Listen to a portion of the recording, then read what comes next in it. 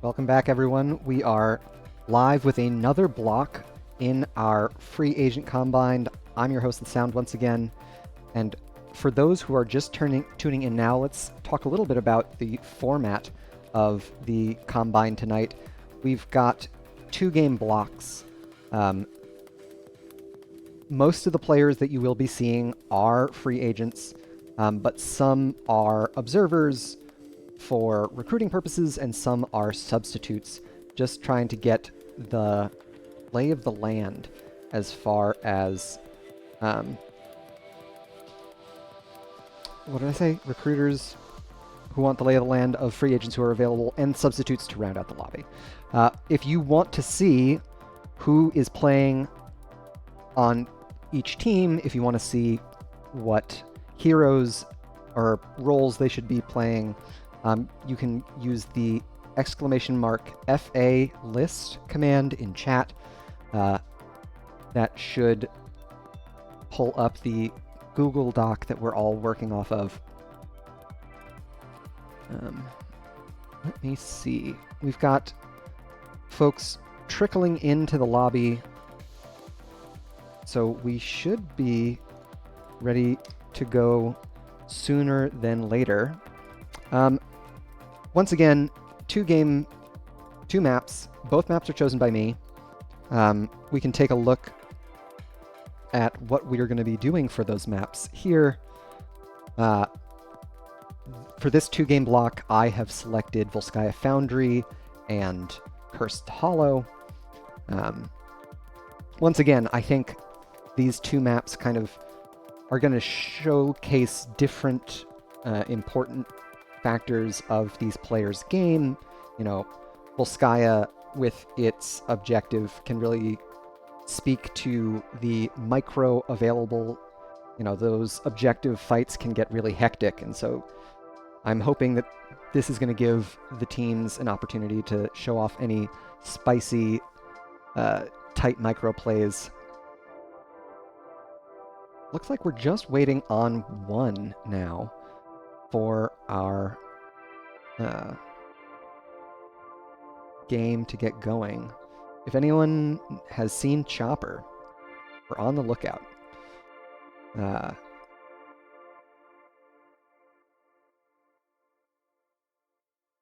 And then, of course, on the other side of things, we've got Cursed Hollow. I think Cursed Hollow, once again, it kind of, in the same way that last block we had a more micro and more macro focused maps, Cursed Hollow, with its decision making around the objective and priority on bosses and laning arrangements and everything, I think it's another opportunity for these teams to show some different picks from their hero pool, as well as their different approaches to varying battlegrounds. And it looks like we've got 1 more having joined in. Not sure if that is who we're actually looking for, though.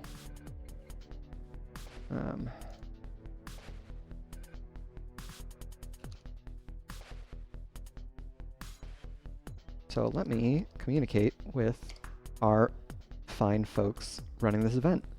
And a big shout out to Crizzo and McGiblets.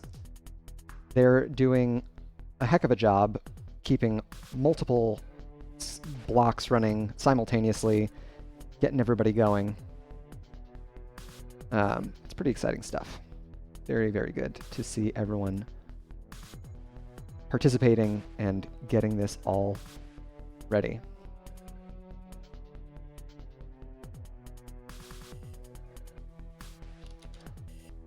And we do have our substitute in the lobby. Looks like we won't be seeing Chopper here. So we should be ready to get going shortly for the first game of our 2nd block, 3rd of the evening.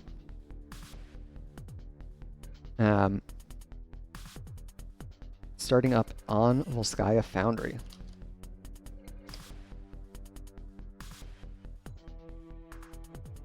So let's get into it.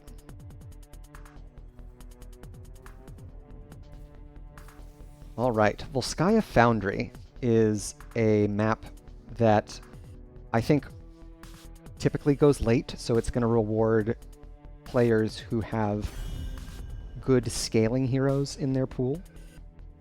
It's one that prioritizes item control. The turret camps and the biotic emitter camp both offer a lot of utility in a team fight, so making sure that both teams are keeping track of the camp cooldowns is something I think I'll be looking out for. And as I mentioned, depending on how these teams look to prioritize the objective, we could see a lot of explosive 5v5s over these objective points. Worth noting that Volskaya, of course, does have a, let's say, scaling challenged objective. That seems like a nice way to say it. It's not the strongest in the game, so a lot of teams will opt to forego it, especially in the early game. Talking a little bit about the draft, we've got a Hanzo ban as well as a Johanna ban. Hanzo ban is interesting to me, perhaps a bit of a target there. Is Linebus a free agent? He is indeed. Linebus is a free agent, not just observer. He is looking for a team. So if you want to pick up your favorite accented caster, I think it's New Zealand. ANZ region, I'm confident about that one. Feel free. We see the Shimada Brother combo ban from Team 5 here. No Overwatch heroes for us, please. Final ban here from Team 6, and it's going to be the Brightwing. All right. Excellent. Immediate pick on the Vala. Boomer, one of our observers, is feeling very confident in that pick. And quite frankly, for the Battleground, I think Vala is a great pickup. Her percent damage at 16 Manticore, paired with her Farflight Quiver at level 20, is kind of a win condition unto itself. That's going to give Team 6 the opportunity to pick up Hogger Lucio. Both solid heroes, both able to kind of showcase the mechanical prowess of the players piloting them. I believe Boomer APM is... yeah, both Boomer AP, or just Boomer APM is a free agent.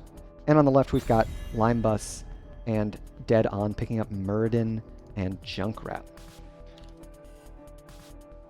Junkrat, a absolute menace on the Battleground with his boops. The item control, with how important it is, the point control that Junkrat offers is a big benefit. So a great pickup for Team 5, as we see the Anduin ban come out for Team 6. They still need their healer. And so with the Anduin taken out, I'm interested to see where they go next. I would expect to see a Rhaegar pick if I had to throw one out of the blue. I'm not sure of anyone's hero pool, but he is a pretty strong healer still available. We've got the Zeratul ban coming out. These do feel like more targeted bans.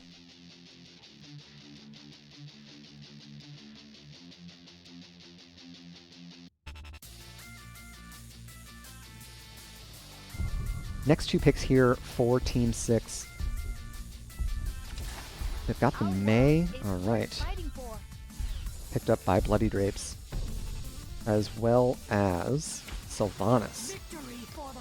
Sylvanas has an interesting interaction on this Battleground with the turrets. Her level 4 Mercenary Queen talent will increase the damage that they do. So, an interesting tech pick that we sometimes see on the Battleground. Gazlowe. I am excited by how much Gazlowe we're seeing. I think their Gravel Bomb offers a lot of opportunities on the objective fights here, and we'll get Kalkin playing Oriel. A classic combo with a hero like Vala, and they've got pretty good zone control in the Muradin and Gazlowe to back those picks up. Final pick here, one more flex pick. I think another damage dealer would suit them. They are lacking a little bit of burst damage, but Maev comes out. That is exciting. All right. Let's take a look at these two drafts here.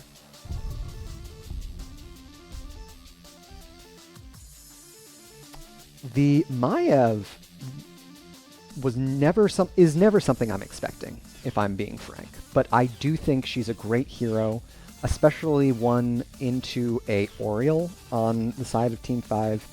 The nature of Oriel's heal is such that her teammates kind of have to clump up for her to do a decent amount of healing output. And so that's really going to open up a lot of opportunities for Maev to get those resets.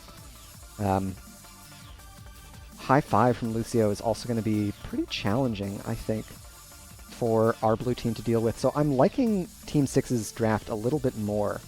But of course, it's not just about the draft. There's a lot more to the game than just that. So let's get into the game and see how our teams fare. And introducing Team 5 here on the left in blue, we've got Kalkin playing Oriel, the Boomer 444 on Vala, the Lime Bus on Junkrat, Dead On Muradin, and Silverbell playing Gazlowe. And to the right in red, we've got Team 6, Rift on Maev, Boomer APM on Hogger, No More Heroes on Sylvanas, Bloody Drapes on Mei, and the only Navi on Lucio. And we can see Team 6 looking for that early Sylvanas value. Going to use the black arrows to get some quick damage onto the fort front wall. Getting almost a full tower here. Looks like they are going to make it with the full tower gone. Boomer has opted for a Q build at level 1. Already 2 stacks on their puncturing arrow quest. And it is a blind build out of Bloody Drapes on the Mei.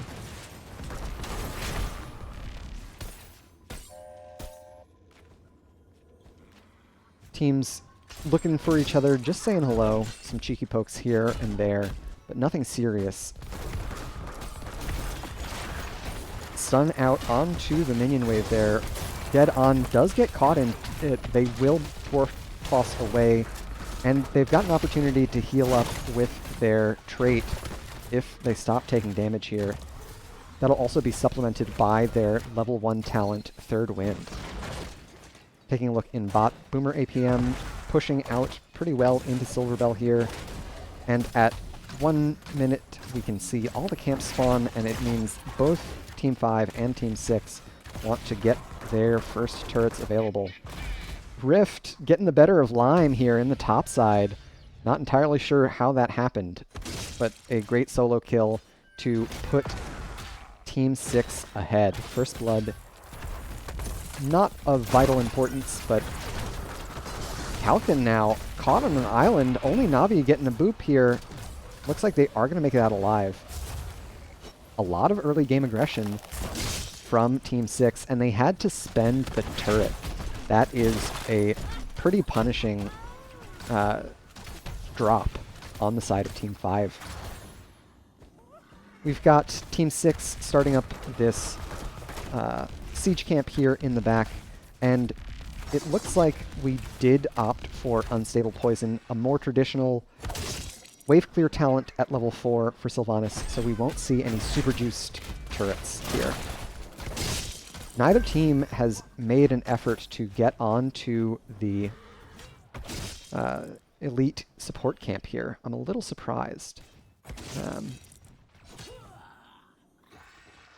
With how far ahead Team 6 are in their rotations, I would have expected them to try and get that taken care of early. In bot lane, we've got Boomer APM and Silverbell continuing to duke it out, doing that offlane thing. Dead on, caught by 3 here. Will escape the boop. A great stun from Kalkin onto Na'Vi there, but they're going to get out just fine. Dead on misses their Stormbolt there. So a 4-hero commitment on both sides. Level 7's nearing for Team 6. You can see that is thanks largely to their hero experience lead, as well as structure experience. But, of course, Team 5 aren't far behind. We've got another quest talent for Na'Vi getting another boop onto Dead On. This Murden eating all of the displacement for their team. And first objective channel secured by Boomer APM. Level 7s on both sides.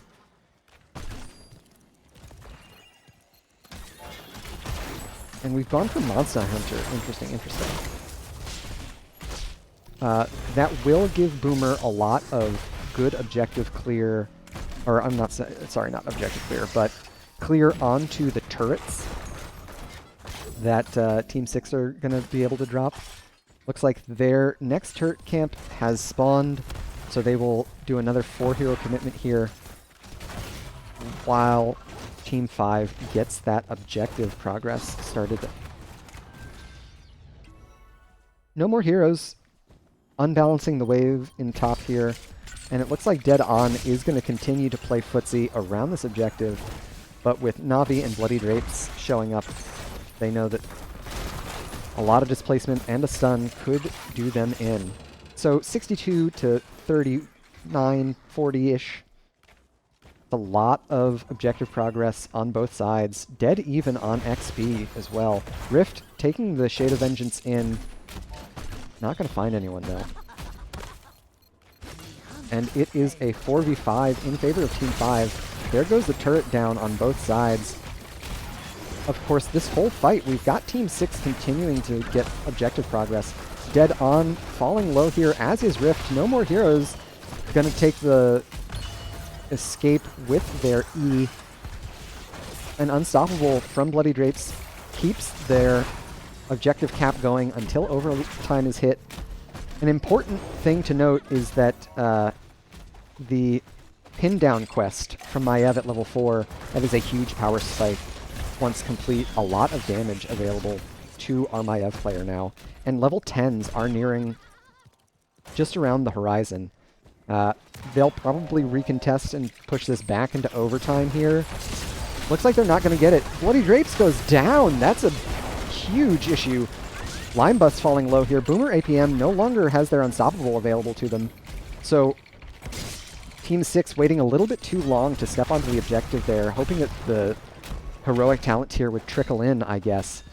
But it's not in the cards for them. Objective A goes over to Team 5, and we can see them headed straight for bot lane. This is kind of the new meta. Still had the Unstoppable, so Boomer APM will make it out alive. This is kind of the newer, I mean new is not so accurate, but current meta approach to the map. Once upon a time when wells were not invulnerable, you would try and set up for the second objective by taking down the well in top lane, but once the well HP got tied to the fort HP, prepping for the third objective kind of became the norm. Level 10s on both sides. There's the Warden Cage. Lime Bus caught again. Big silence. There's a kill 2 now for the side of Team 5.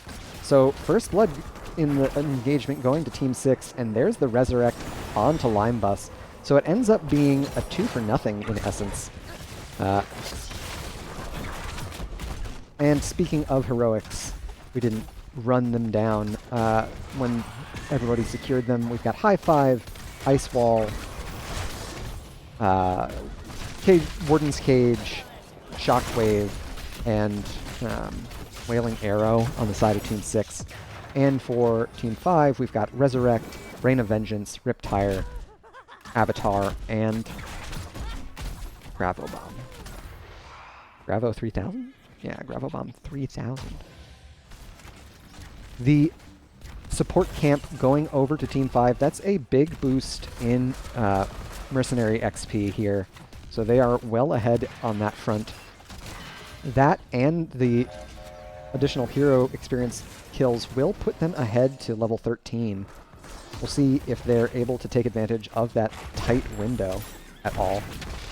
Checking in on our quest talents. Kalkin has completed the level 4 repeated offense. So those whips from Oriole doing a lot more damage and pushing a lot further back, really upping the peel that the support has available to them. Level 13s on both sides. We've got a continuation of the Q build from Rift on the Maiev. We've got Limebus here looking to clean up this siege camp. And I think Team 5 are just hunting now. Rift caught on a weird side. Silverbell drawn in. They drop the Gravo. That's onto 2. Falling low here, but it's infinite resets for the Maiev. First kill goes onto Silverbell here. No More Heroes is low, but it's a double stun now onto the blue team. Kalkin falling low. They do have more heal in the tank. Can they help Boomer out? Doesn't look like it, so it's 2 kills, 4 kills. Everybody on the side of Team 5 going down there. And that's going to give Team 6 a lot of room to push down this bot fort.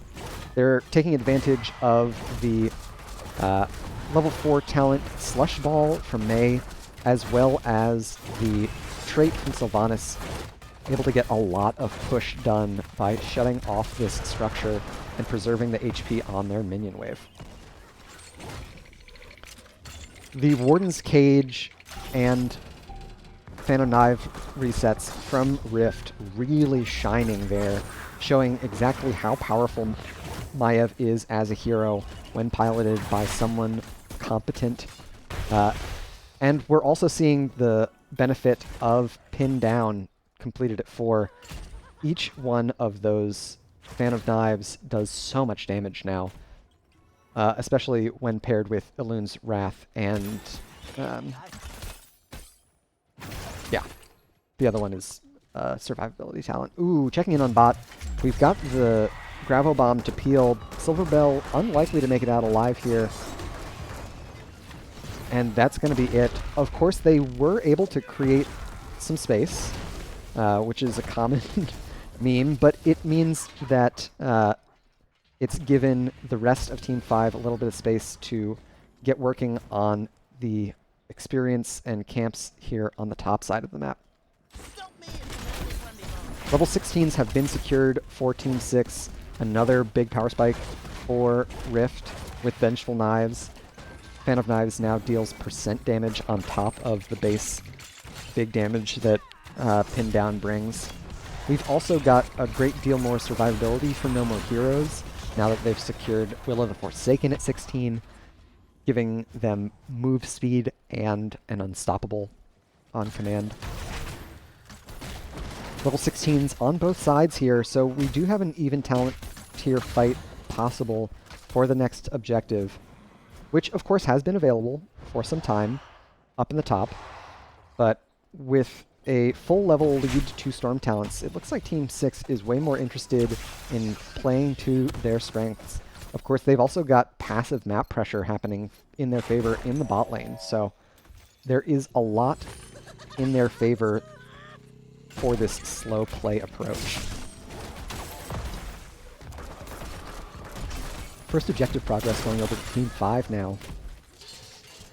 But with the wave priority going over to Team 6, they're going to have to back up on the blue side of the team. Rift shade in a bit of an overlap here on ultimates, and it looks like Team 5 is going to make it out alive. Bloody Drapes falling early. No More Heroes able to make it out alive. An unfortunate overlap of the Warden's Cage and Ice Wall turns what looked like a absolutely massive engage into a teamfight win for the blue team. And they're going to get a lot of push done here, as well as get some more objective progress. I'm sure they are happy for it. Rift looking for more, unable to pull anyone into tower range, unfortunately, but Boomer is starting to fall low. On level 16, we've got Oriole going for the Reservoir of Hope, stacking up. Ooh, a great boot from Na'Vi is going to push Kalkin and Dead On back in, but they're going to make it out just fine. So, full Hope Bar heals. That's going to increase the Hope Reservoir. And so, by late game, if Kalkin keeps getting those, that could be full. Oh my gosh, so much happening. Blade Drape's falling low here, but the Boomer 44 is dead. Boomer APM up on top is also falling low. Resurrect spent to bring Vala back.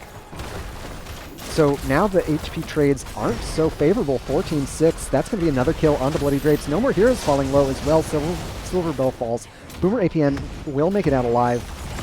There's a Triggerloft Protector, but you'd never know it. Rift getting another kill. That's another onto the Oriole. So a huge fight.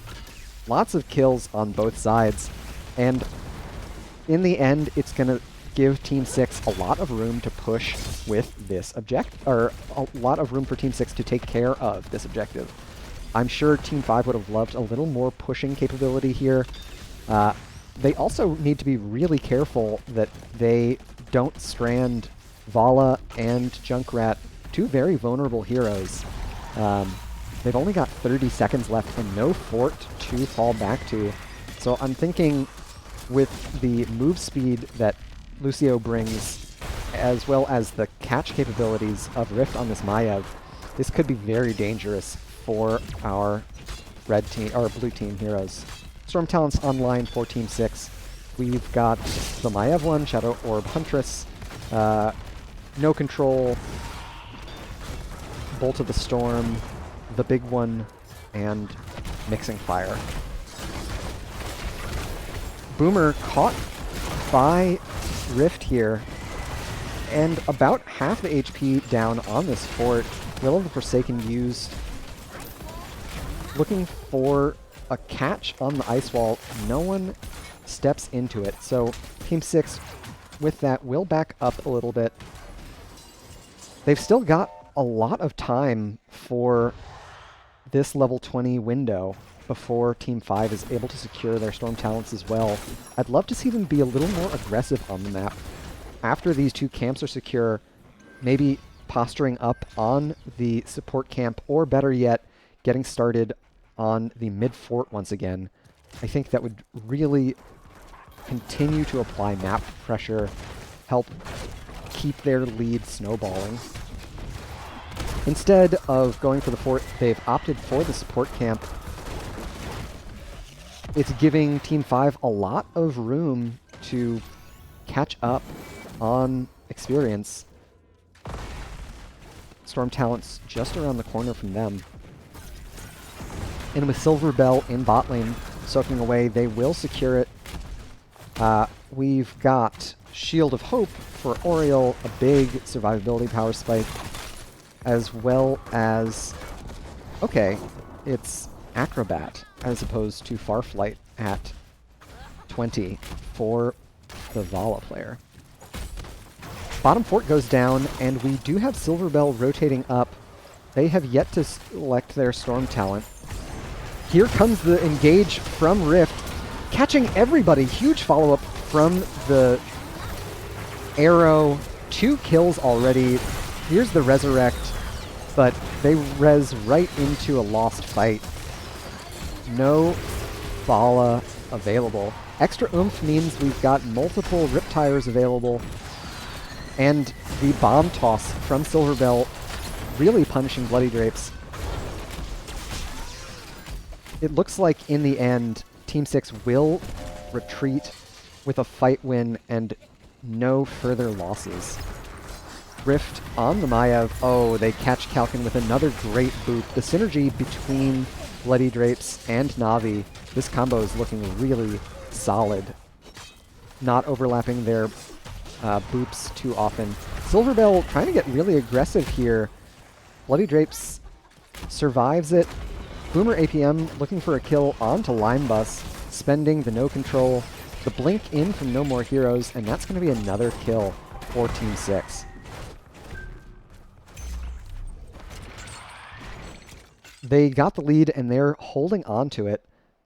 Let's see if they're able to get some decisive structure damage done with those kills. They will do just that. Starting up on the mid-fort here. Third objective is available for contest. We can see Bloody Drapes in bot getting ready for it, as well as Rift and friends moving onto the bottom keep wall. As much as they're able to prep this lane as possible, the more they'll get out of their next objective.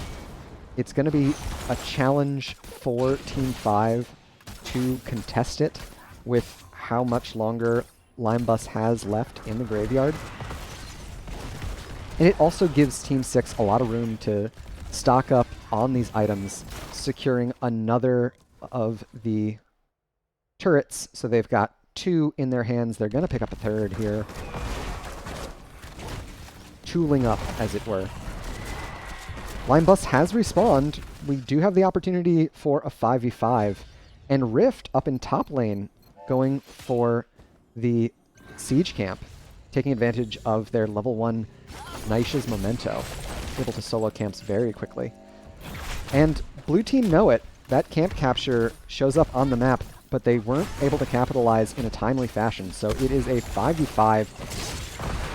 Lots of map pressure on the side of Team 5, though, and just now starting their objective channel. This objective point C is the goofiest one with how much involvement the... Oh my gosh, Rift blinks in on... catches all 5. Holy cow. There's the stun in from dead on. They're getting a lot of damage done on these 2 heroes. 2 kills going over to the side of Team 5. Holy cow! How are they winning? Rift got such a good engage, but in the end, Team 5 was able to clutch it out. Absolutely incredible. That is a fight win they desperately needed. This is going to buy Silverbell room to go up to top lane and take care of that camp, as well as Boomer and Kalkin able to, as well as Dead On, get a lot of push done here in the bottom lane. That blink in with the Warden's Cage from Rift, I was convinced was going to spell doom for Team 5. But in the end, they were able to tank through it all. And they've won this objective. Team 6 will be respawning here in the next 10 seconds, but there is a lot of damage available to the blue team with Vala as well as the objective in their hands. So that's going to be all she wrote. Rift going to try and slow down their siege, but it will not be in time. So a hard-fought battle, but in the end, it goes over to the blue team. Well played.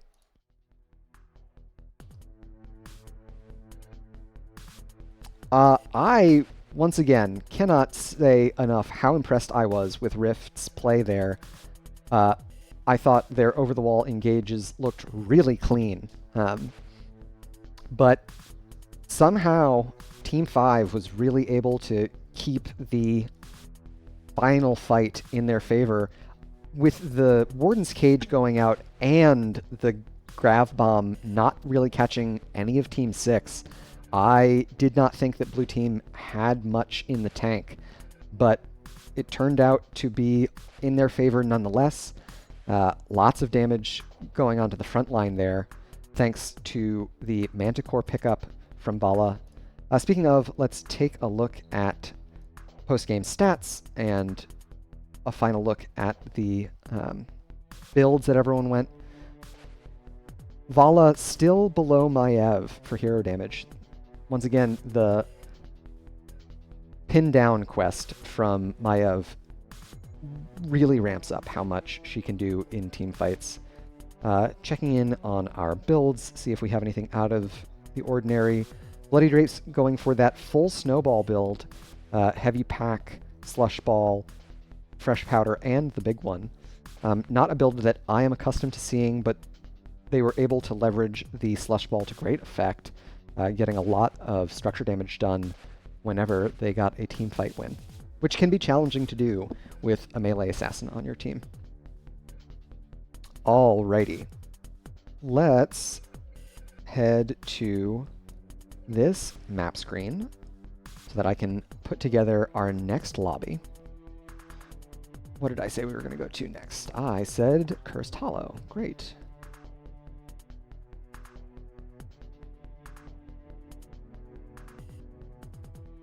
Okay. So I am actually really happy with how the teams engaged with each other on that battleground, because I was pretty much hoping that they would duke it out pretty heavily, kind of show off what they can do in a tight team fight scenario. And now that we're headed to Cursed Hollow, it's going to show what their kind of macro sense is a lot more like. Kind of show off how they think about a more spread scenario.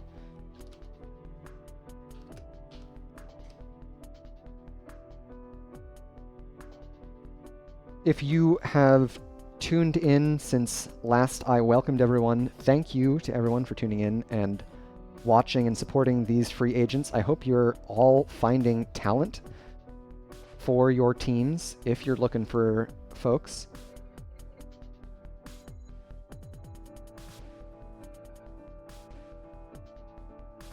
I'll just get everybody sorted now that they've all joined the lobby. Navi, Boomer, Rift, Bloody Grapes. Did I get it right first try? Whoa. No, I didn't. Okay. We gotta swap teams or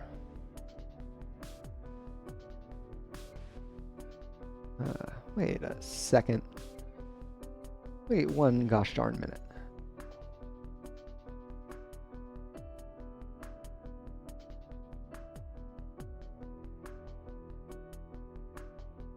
Where is Lime? There's Lime. Okay, great.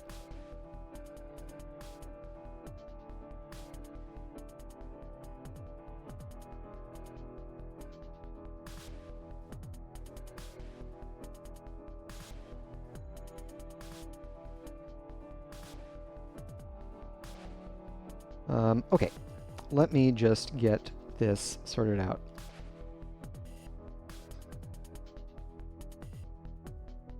If you will all excuse me just for a moment. The joys of live production, friends. That's what I'll tell you.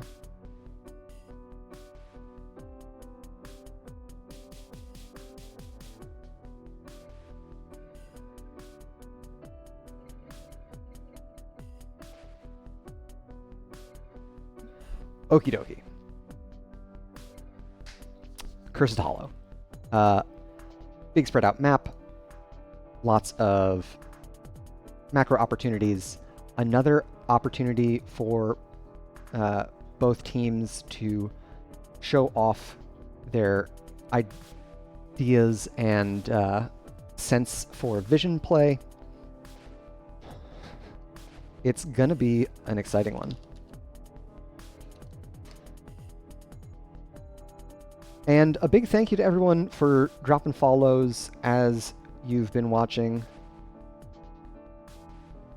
It's always great to have everyone supporting everyone in the NGS community, and I am happy to be a part of it with you all.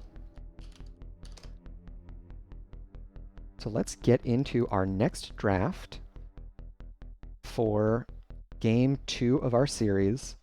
We're headed to Cursed Hollow.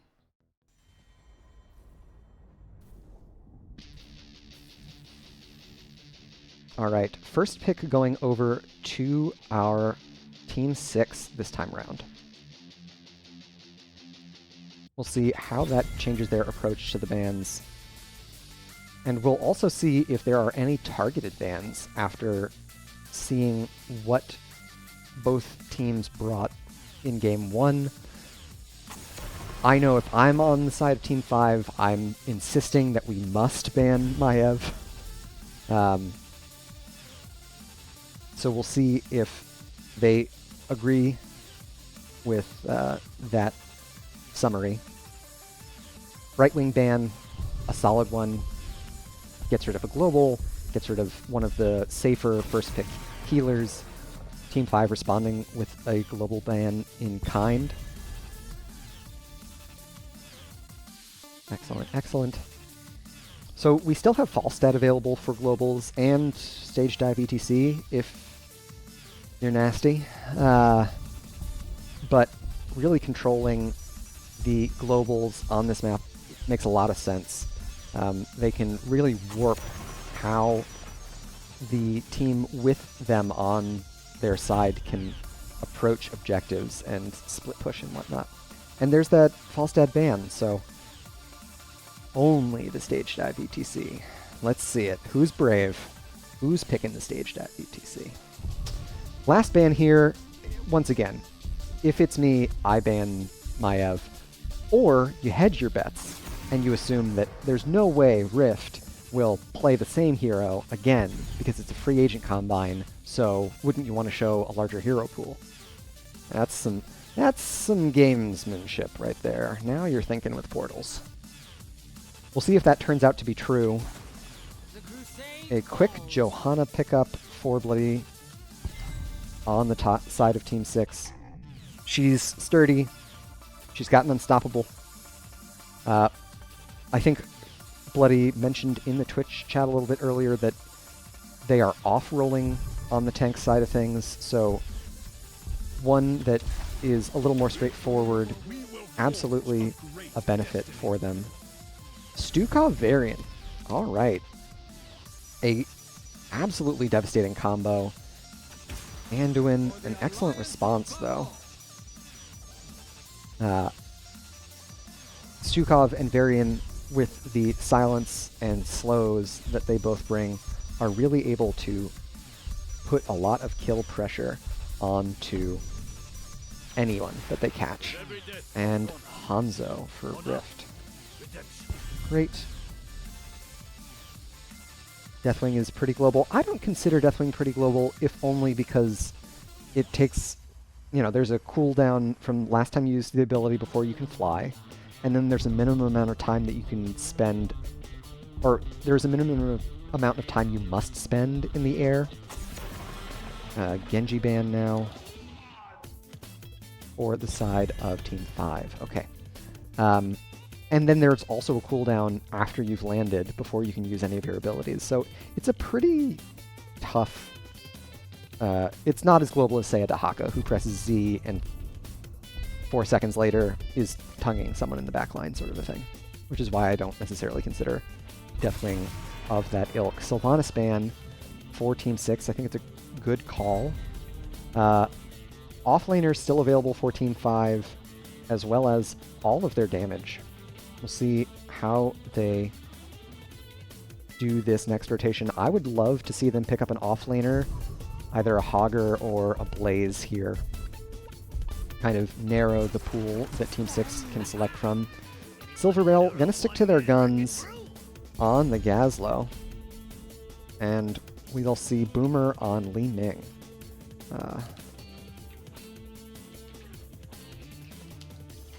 Great. I believe both players are subbing for us this game, so no more heroes going for the Maiev this time.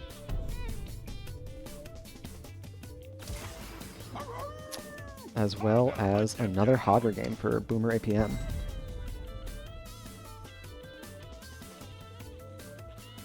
So we'll see if the swap round yields a pick for the Maiev if they trade that out. Final pick now, it's Zagara for Line Bus. Okay.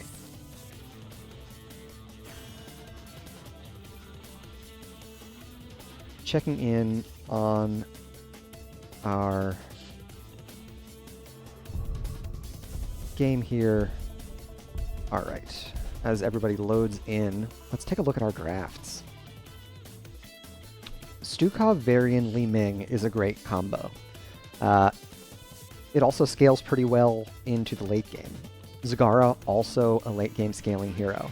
But on the other side, we've got Johanna, which pairs really well with the Maiev. Hanzo, another high scale expression hero, so if Rift is as competent on Hanzo as they were on Maiev, I'm sure we'll see some fireworks. It's definitely going to be a tight contest between these two teams, I am confident to say. So let's get into it here. Game 2 of our set, and introduce our two teams. Here on the left in blue, we've got Team 5, Limebus playing Zagara, Dead On Varian, The Boomer on Li Ming, Silverbell on Gazlo, and Kalkin playing Stukov. And to the right in red, we've got Team 6, Bloody Drapes on Johanna, No More Heroes playing Maiev, Rift on Hanzo, The Only Navi on Anduin, and Boomer APN reprising their role on Hogger.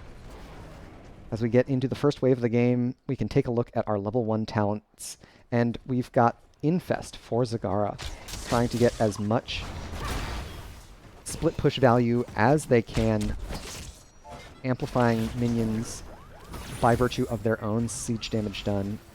Simple geometry for Hanzo. Kalkin interrupted on the lurking arm there. And it is 4v5 here in mid lane, with Limebus getting started on the bot side of the map, setting up creep, as we can see. The engagement continues, but it looks like they're gonna get Silverbell rotating up to the top lane. Rift doing a great job harassing them on the way up. Ooh, Kalkin hits the slow onto Rift, but no stun available. Still putting a lot of pressure onto Hanzo there, making him think twice about playing too aggressively in lane. Checking in on bot, we've got a blink in from No More Heroes on the Maiev, but Lime is able to skitter away to safety thanks to the move speed granted by all of Zagara's creep tumors. On the right side, we've got Boomer APM starting up this siege camp. A little bit of a slower camp rotation for our blue team. We can see Kalkin and Boomer starting up the Bruiser camp. Lime has gotten a lot of siege done already. Both towers falling low here. Level 4s online for Team 6. We'll see if they're able to take advantage of that power spike. No huge power spike for them, honestly, at level 4. And it's going to be Blade Dance rather than Pin Down. So a different Maiev build for our different Maiev player. Level 4 will also unlock the heroic talent of Varian. They have yet to decide, but there it is. The taunt has been locked in. We've got Kalkin and Boomer getting these camps rolling. No More Heroes and Navi also doing theirs. So no push taken with this Bruiser camp. Of course, they will have the opportunity to defend it a little bit. And the taunt now on the Bloody Drapes. The stun follow-up does not land thanks to a great pull from Only Navi. So what looked like a pretty scary start there ended up a-okay thanks to the Anduin player. Silverbell looking for the objective channel here. Level 7's much closer for the side of Team 6, but they do have Hanzo stuck in top lane dealing with the siege camp. So if Team 5 are unable to make this 5v4 count, now that level 7s are online, it will be tough. They've got a lot of great stalls between No More Heroes and Bloody Drapes, and it has bought enough time for Rift to arrive. Silence in on the Bloody Drapes, and they're going to get the kill. So 4v5 once more in favor of the blue team. Level 7's online for both teams now, and we've gone for a W build on the Li Ning, as well as growing infestation. No More Heroes gets absolutely nuked. Another great reset going over to Boomer on the Li Ning. Checking in on the map state, it looks like we've got a little more siege damage done on the side of Team 5. They've been able to chip down these walls in bot and top, whereas Team 6 has only really made progress on that bot side fort. Next objective is spawning in the top right, and we've got No More Heroes getting this siege camp out once more. Would love to see Team 6 maybe hold this camp until the objective is announced, which it is now. So it's a great time for that siege camp to spawn. It's going to require Team 5 to dedicate at least one hero to clearing up that lane.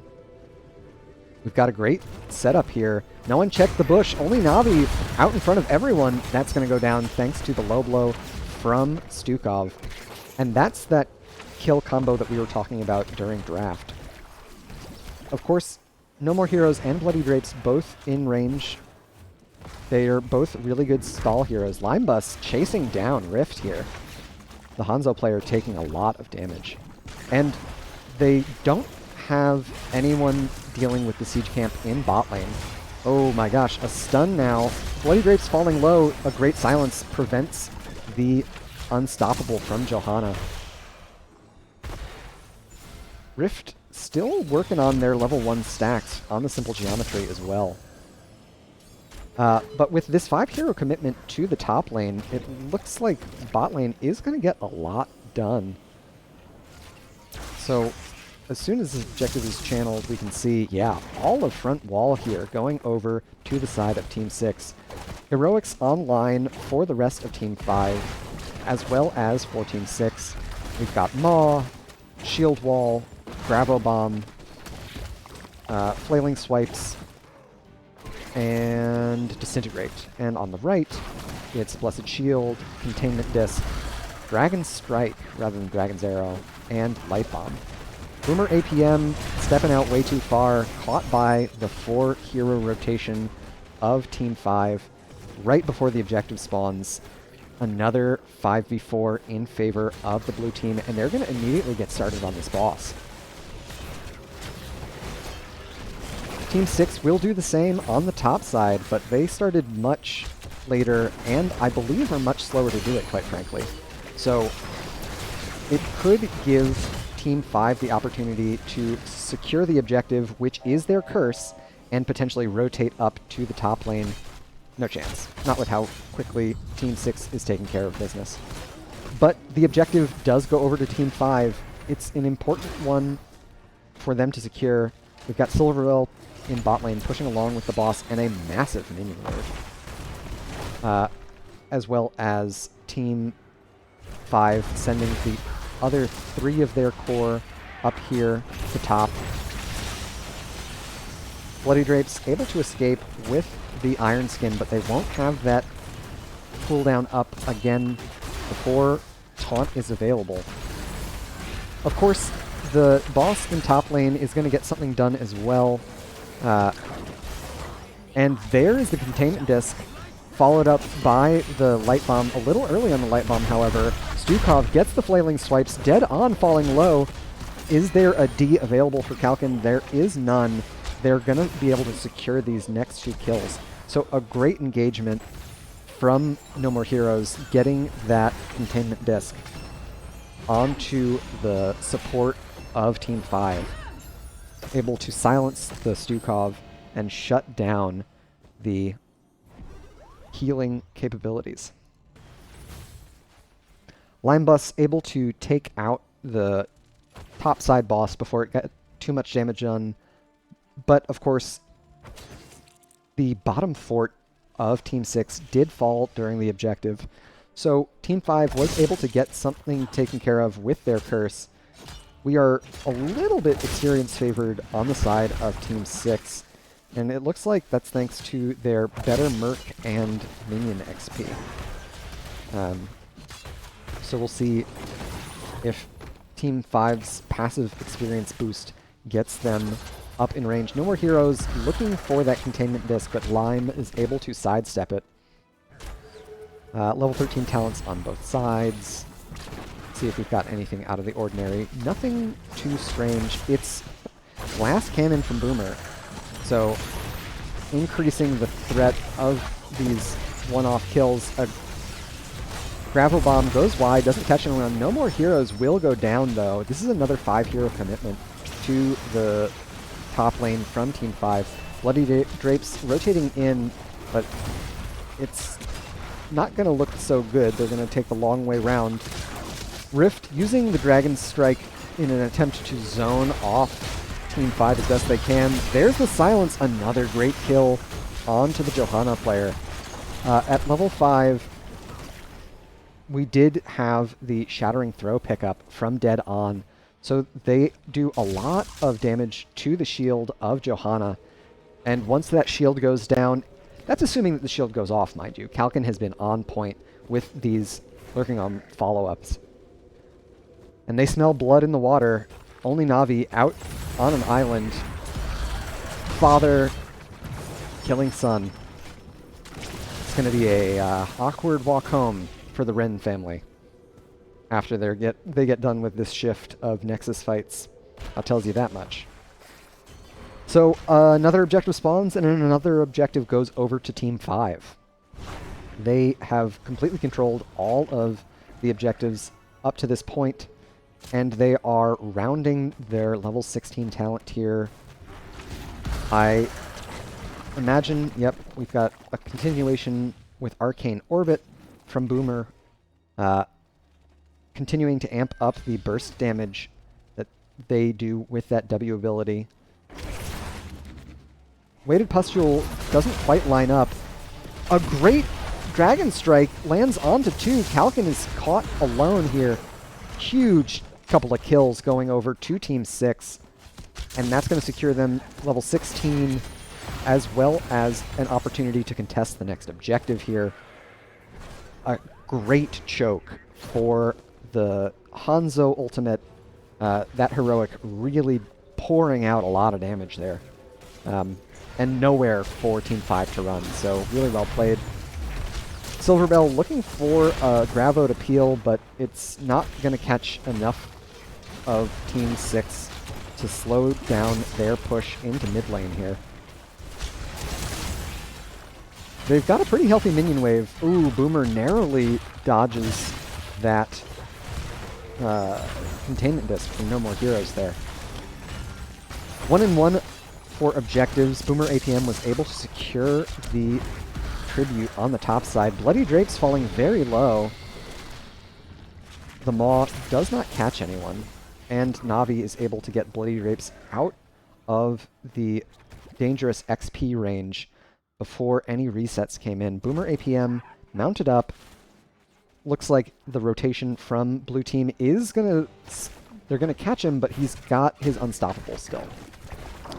Next objective in the bot lane, we've got Team 6 securing their mid fort that they had been working on, and they're going to get an early rotation down to this objective, perhaps trying to set up a gank. Team 5 not interested on the bot side objective, instead more interested in this top side boss. This is a pretty solid play from them. I don't think Team 6 suspects it. Yeah, and they don't have a reciprocal boss for their own, so trading a Trib for a boss, I think puts Team 5 well ahead tempo-wise on the battleground.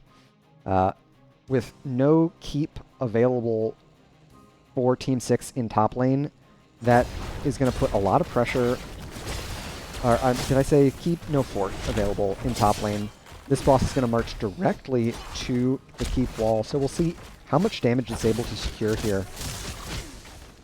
An excellent shot call for Team 5. Not sure if any single player is doing it for them, but it was a really heads-up call to trade that trib for the boss there. All right, camps are available, and so they're being taken. Team 6, no slouches. They're going to try and even up the structure deficit they're at. Of course, this bottom boss does not have a minion wave behind it, so it's not going to do as much damage as it could. No More Heroes will make it out alive. Looks like they were just sticking around to see if they could get as much of the minion wave as possible. So boss won't take out the keep, but it will do a lot of damage before they're able to clear it out. It also gives Team 5 the opportunity to get this next tribute uncontested.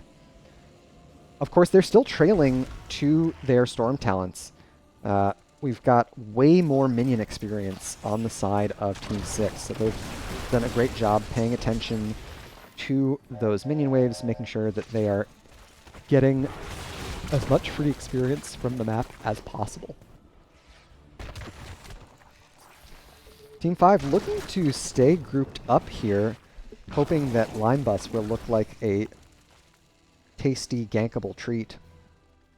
But Team 6 knows that they're well ahead to their Storm Talents. They're not going to take the bait.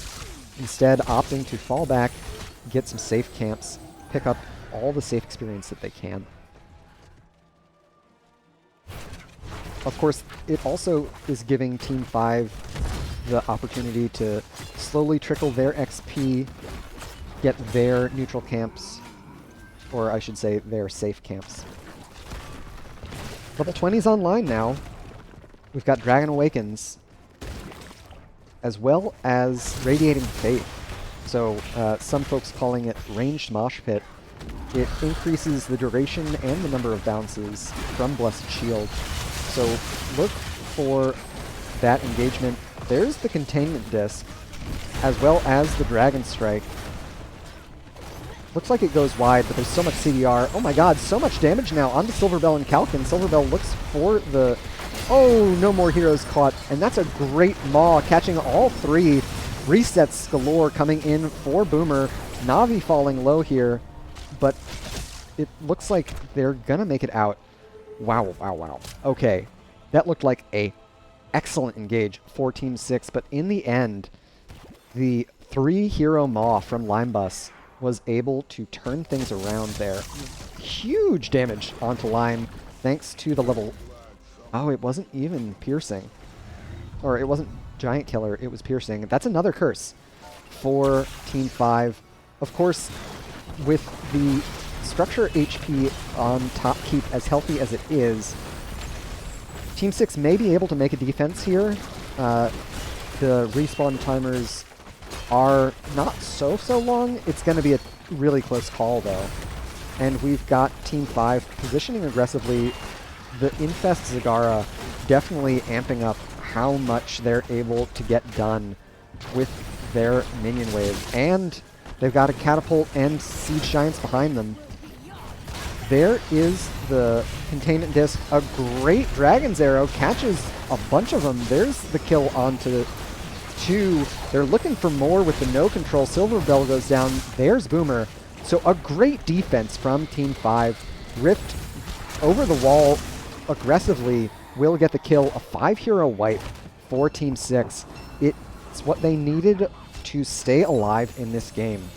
It's going to be a real back and forth one now. Really well played from the red team. And No More Heroes looking for the Stukov in these fights with that Containment Disc every time. I think it's a really great... It's a really great target focus because it not only gives them a lot to do with the healer down, it also interrupts what Team 5 can do as they rely so heavily on that Stukov follow-up to the variant top. Of course, top keep going down is tough for them. They'll have constant catapult pressure in that lane. Boomer APM backing to go take care of it. And it looked like they were thinking of kind of doing a similar boss steal that we saw out of Team 6, but in the end deciding it was instead better to get up here and grab their own boss. So likely to see a boss trade now. Oh, bot keep is also down. Yeah, they've got a lot of map pressure against them. It was a great fight to keep them alive, but they're still definitely on the back foot here.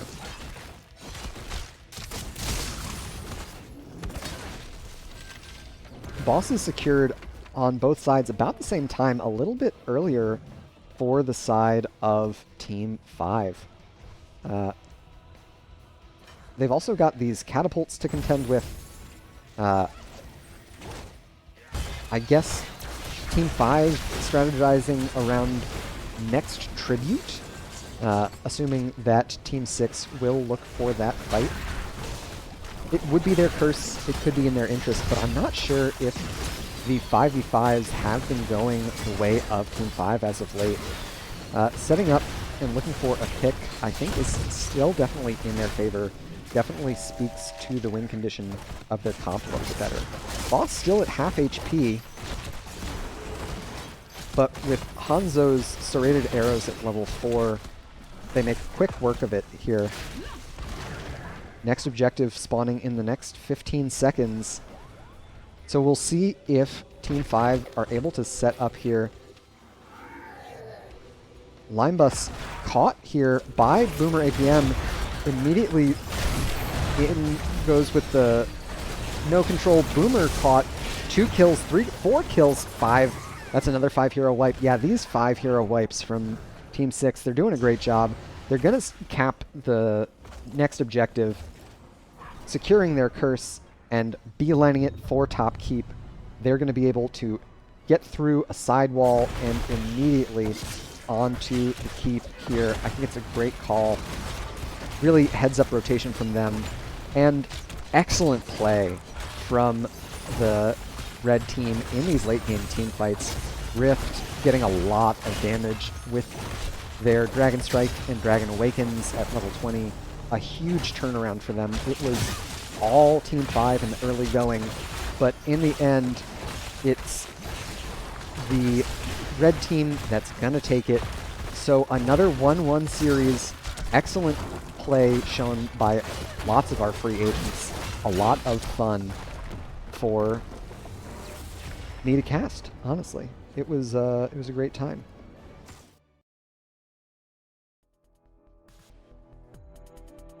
Alrighty.